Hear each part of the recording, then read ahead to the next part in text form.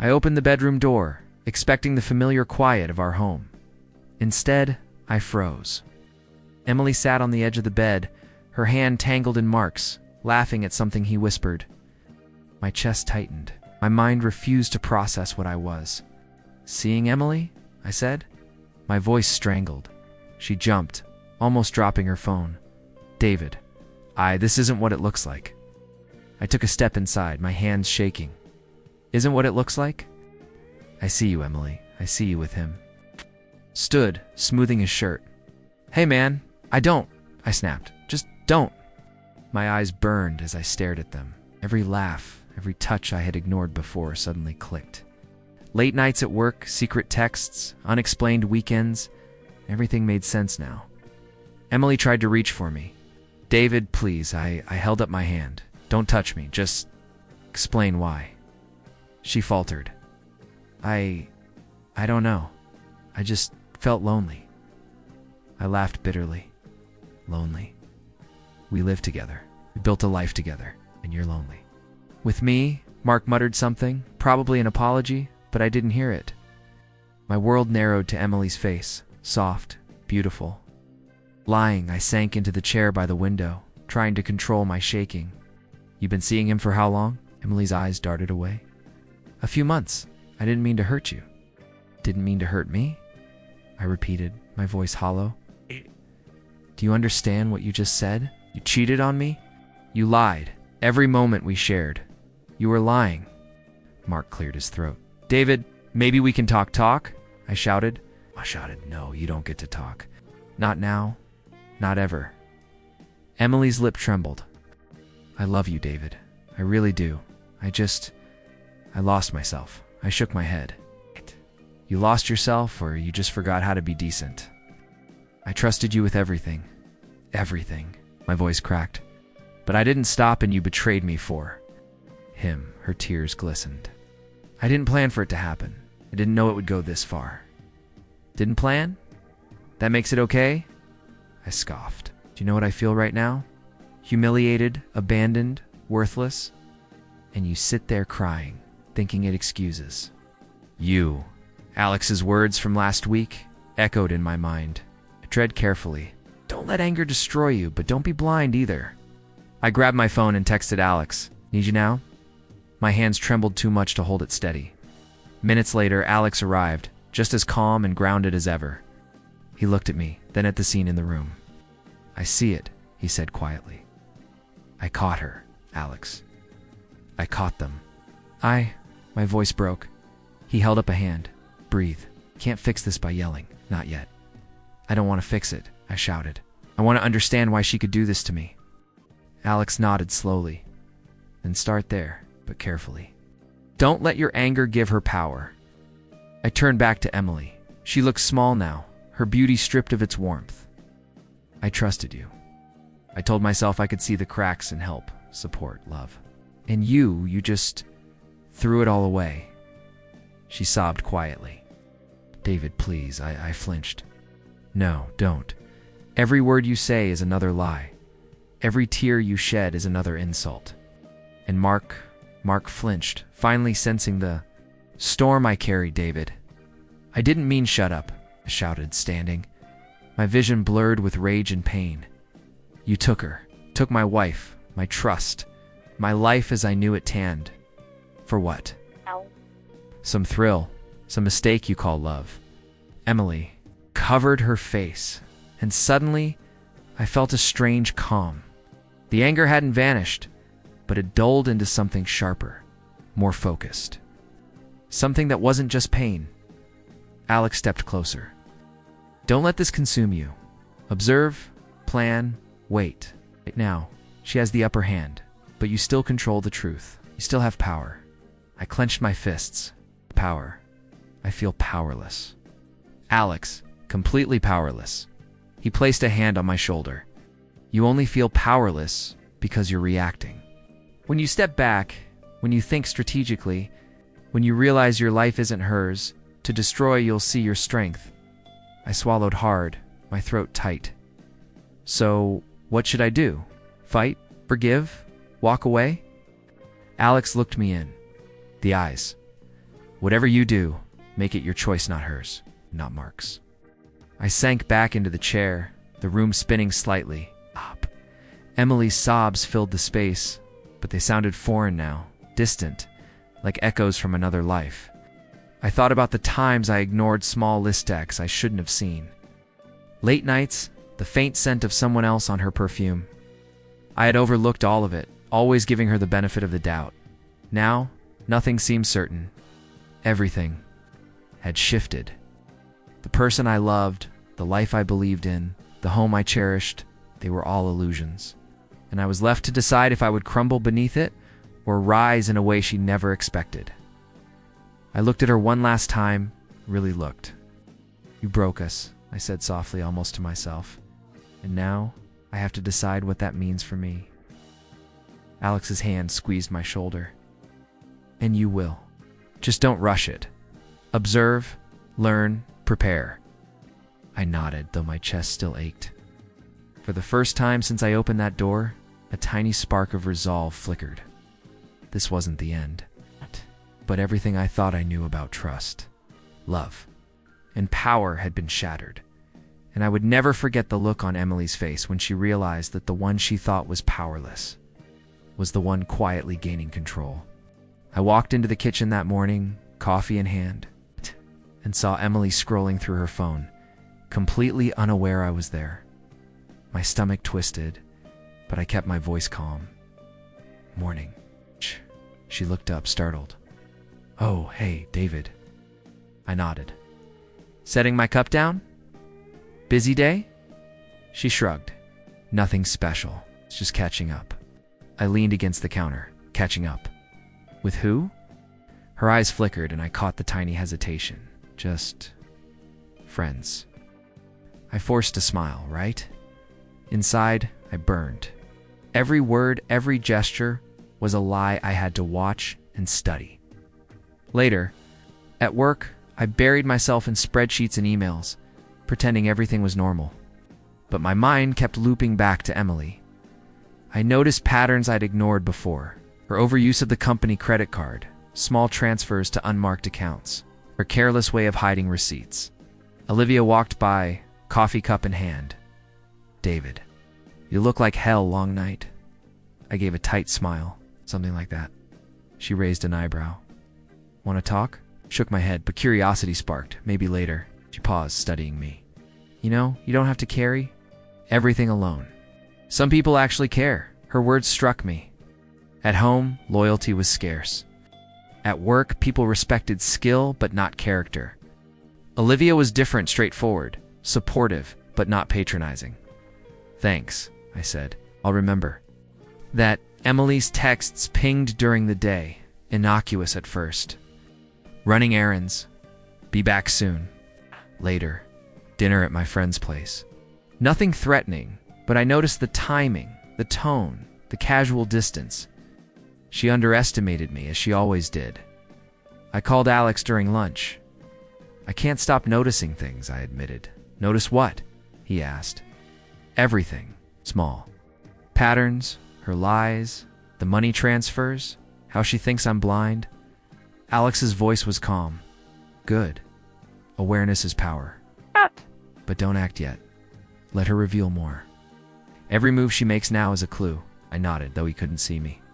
I thought I was powerless after last night, but maybe I'm not if I play it right. The office was quiet when Olivia stopped by my desk again. You're thinking too much. You need perspective, not obsession. I leaned back. Perspective. Sure, I need that. She lowered her voice. David, you're sharp. You see what others miss? You can use that strategically. I felt a flicker of hope. Someone outside Emily's web of lies. Someone who saw my worth. I need to be careful. She smiled faintly. Careful, yes, but don't hide who you are, not even from yourself. Back home, Emily's friends gathered for a small dinner she had invited without telling me. Arrived late. Claiming work, but I watched from the doorway. Her laughter was loud, carefree, oblivious to the storm brewing in my mind. I heard one of them whisper, David's so oblivious, she's just complicated. I clenched my fists. Oblivious. Not anymore, I muttered under my breath. Every word, every glance, they were proving her arrogance. Her underestimation of me. Emily caught my eye, her smile faltering for a second. "David, you're home early," she said, voice smooth. I nodded. "Just finishing some work at the office. Thought I'd check in." She didn't push further. She thought I didn't notice her friend's glances, the subtle whispers about my supposed ignorance. She didn't know I did. Later that night, I checked the accounts. Small withdrawals, big transfers, enough to confirm she had been careless. With finances, thinking I wouldn't notice, I whispered to myself, "She thinks I'm blind. She thinks I'm weak. She's wrong." Alex called again. "What's the plan?" he asked. "Observe," I said. "Gather evidence. Notice patterns. Stay calm. I can't react too soon. She's arrogant enough to trip over her own lies." Alex chuckled softly. "Good. That's patience. That's power. Don't lose that." The next morning, Olivia stopped by with her usual energy. "David, remember, respect and loyalty aren't weaknesses. Use them wisely. Will get you further than brute force ever will." I nodded, thinking of Emily. She had thrown loyalty aside without a second thought. That was her weakness. I would exploit it, but not recklessly. Emily walked past me later, brushing against my arm, pretending casual affection. I didn't flinch. Inside, I was calculating, noting her confidence and how easily she assumed I was oblivious. Dinner was quiet. She asked about my day. I answered carefully, deliberately, slow, hiding all the suspicion I felt. Work was fine. I said, "Long meeting with clients." "Sounds stressful," she said, smiling, trying to hide her awareness. "Stressful," I repeated, "but manageable. You know, when you stay focused and careful with details." Her eyes flickered and I smiled faintly inside. She noticed. Small victories, but enough to keep me grounded. Before bed, I sat alone in the study, replaying the evening. Every lie, every laugh, every careless word she'd spoken. I realized I was changing. It's no longer just hurt, no longer just betrayed. I was planning. It's quietly, deliberately. Emily continued her games, oblivious to the storm I was building inside me, but I was patient. I had to be. Every misstep she made now, every careless word, every hidden transaction was a piece of the path I was creating. And when the time came, I would not just confront her. I would reclaim everything she had thought she could steal. I looked at my reflection in the dark window, my own eyes sharp, focused. "Calm," I whispered. "Patient, observant. The storm is coming, and it will be mine." I walked into the office that morning with a calm I didn't feel. Inside, I was alert, observant, every detail sharp. I passed Emily's usual desk, pretending nothing had changed. She looked up, smiled, and my chest tightened, but I didn't react. "Good morning, David," she said, voice light, careful. "Morning," I replied, keeping my tone neutral. "Working on the Henderson project?" She hesitated. "Yes, just reviewing some numbers." I nodded slowly, careful with the figures. "Small mistakes can be costly." Her eyes flicked to mine, something unreadable there. "Of course," she said, forcing a smile. Later, I called Olivia over. "I need your advice on something," I said, closing my laptop. She leaned in, eyebrows raised. "What's wrong?" "Not wrong," I corrected. "I'm consolidating some accounts, looking for discrepancies. Emily has been sloppy. To be precise, she studied me." "David, you're serious? This isn't about revenge, right?"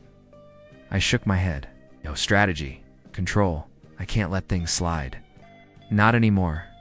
Olivia nodded slowly. "Then start with the facts. Track every transaction, every decision she's influenced. Let it clean, professional. Let the evidence speak."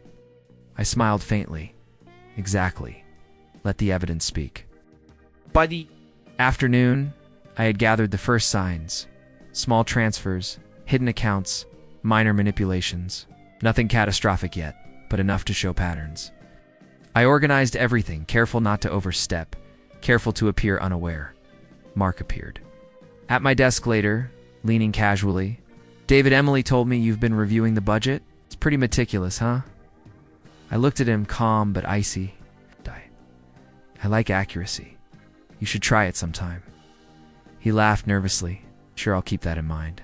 Inside, I noted the twitch in his smile, the hesitation in his posture, arrogance cracking. Good that evening, Emily invited a few colleagues to our home for drinks. I arrived last, pretending fatigue, but I watched everything: their laughter, their whispers, the subtle admiration for Emily's charm. "David, you made it," she said, overly bright. "Of course," I replied. "Wouldn't miss it." People mingled. I overheard snippets. "She's so confident, you'd never guess," one colleague said. I caught her glare when she realized I'd heard. I smiled slightly, inside noting every word. Later, I pulled Olivia aside. "I need perspective," I whispered. She studied the room. "You're noticing everything." "Good, but patience, David." "Don't act yet, I know," I said, "but it's intoxicating." Watching them underestimate me, she smiled faintly. "Use it wisely. Subtlety wins where force fails." I returned to the group, observing, noting Emily's body language, how she leaned too close to certain people, how her laughter was slightly forced. Every careless move was a clue. Mark lingered near the couch, keeping his distance. I caught his eyes darting toward me more than once. His arrogance was fading, replaced by suspicion. Good. Fear is useful. Emily tried to engage me in conversation. "David, you've been quiet today. Everything okay?" I nodded slowly. "Fine. Just focused. You know me." Her smile faltered, just for a moment. "Focused, right?" I excused myself to the kitchen, calling Alex quietly. "It's working," I said.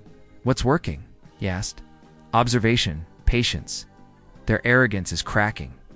Emily's sloppy, Mark's nervous. The circle doesn't know I see it. I'm controlling the narrative without anyone realizing." "Good," Alex said. "Keep the pressure subtle. Make them doubt themselves. That's power."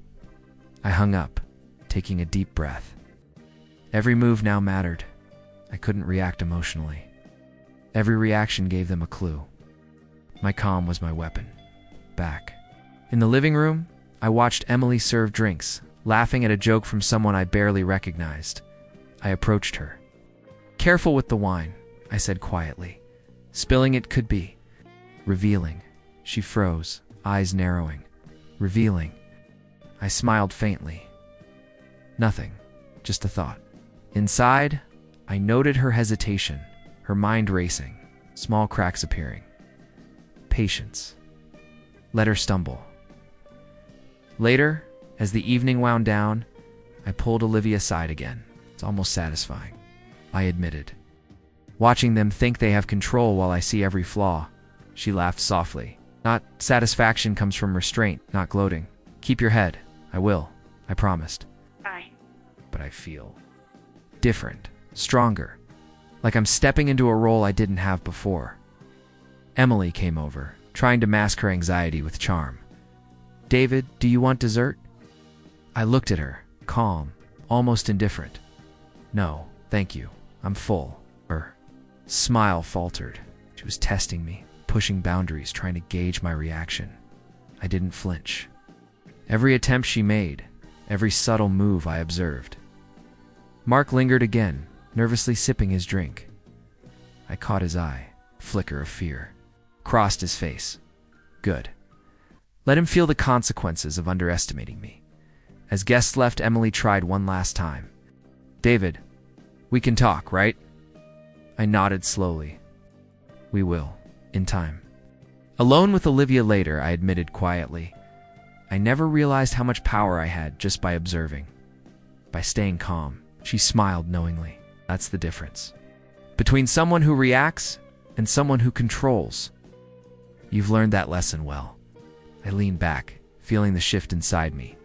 What once made me powerless, my trust, my heart, my restraint, was now my weapon. Every small misstep Emily made, every careless word, every hidden transaction, it all built toward a future where I held the cards. And for the first time since the betrayal, I slept that night, feeling prepared. The storm wasn't over. Far from it, but the tables were turning. And when the time came, Emily would realize That the one she thought was powerless had quietly become the one in control. I entered the room with calm, steady steps. Emily sat at the dining table, her hands folded, eyes wide when she saw me. No screaming, no pleading, just the tension in the air. "David," she said softly, almost a whisper. I leaned against the doorway, Emily. My voice was controlled, precise. "We need to talk." Her lip trembled. "I know I've made mistakes." I raised an eyebrow. "Mistakes?" "That's one word for what you did." Mark shuffled behind her, looking uneasy. "David, maybe we can explain, don't," I said, cutting him off. "Not now, not ever." Swallowed, voice barely audible. "I didn't mean for everything to happen." I stepped closer, hands in pockets. "You didn't mean for me to find out, did you? For me to see the betrayal in full?" Her gaze fell. I was careless. Careless. That was all. Not cruelty, not selfishness, just careless. I studied her face, her body language. Every detail mattered. "Careless," I repeated. "Do you understand what that word means now?" She shook her head. "Yes, I do. I turned to Mark. "And you, sir? Do you feel remorse?" He faltered. I didn't know it would go this far." Stop," I said sharply. "You're not helping yourself. You were opportunistic. You knew exactly what you were doing." Mark's shoulders slumped, and for the first time, he looked small, like a child caught in his own games. Good, let him feel it. Emily's friends, the ones who had whispered about my ignorance, were gone. They had abandoned her, leaving her exposed. The arrogance she had relied on evaporated in an instant. "I trusted you," said, voice calm, slicing through the tension. "I gave everything, and you threw it away for what? A thrill, secret." Tears glistened in her eyes. "I didn't know I'd hurt you this much." I shook my head slowly. "Hurt me, Emily? Do you know what it feels like to live beside someone who smiles at you while betraying you?" She didn't answer. The silence was louder than any scream. I glanced at Olivia, standing quietly behind me, supportive but unobtrusive. She had guided me through patience, strategy, restraint.